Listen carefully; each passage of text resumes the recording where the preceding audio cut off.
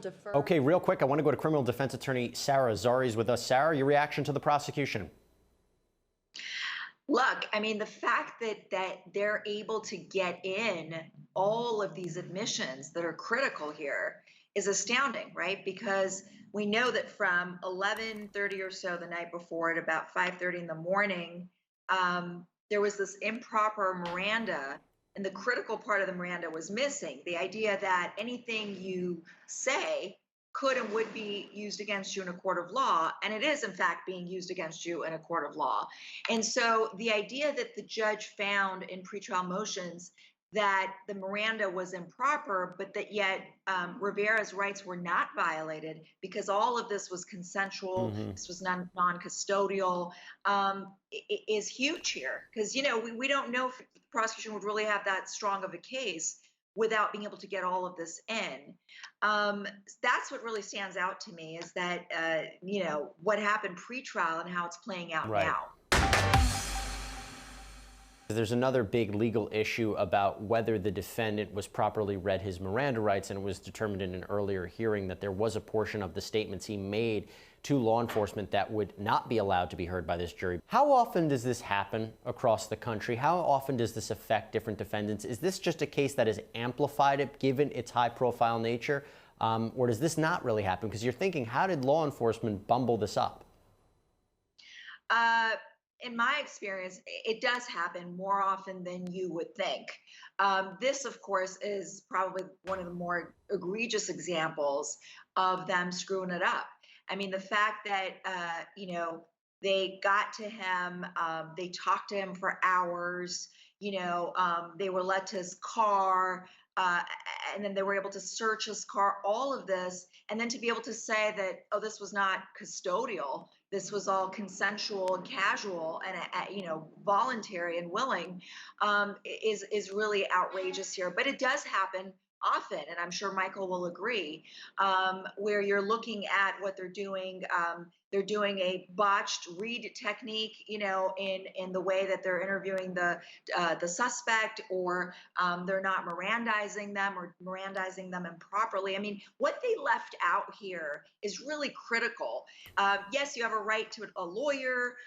You can decide not to speak, but the consequence part is really critical, which is what you say can and will be used against you in a court of law.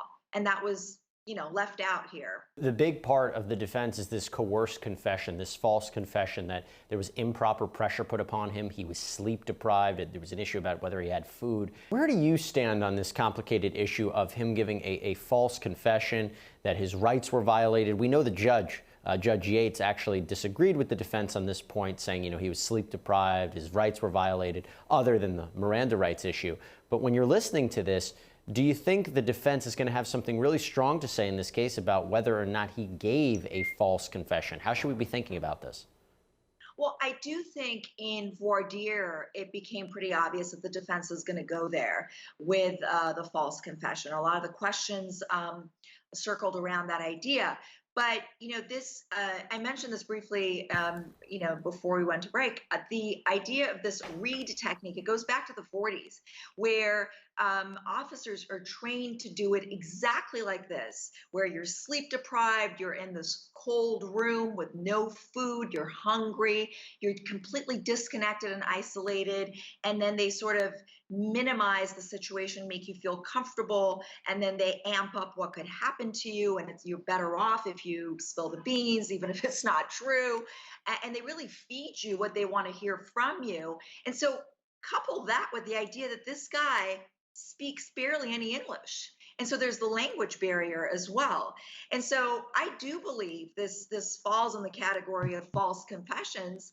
But again, the judge didn't agree with that. So it'll be interesting to see how the defense is going to play this out before the jury in evidence. Sara, let me just follow up with you about one other thing I would like your opinion on. The jury makeup is 8 women, 7 men. Other than one woman of color, we believe the rest are all white. Now, that could be, you know, just a product of that demographic, that jury pool.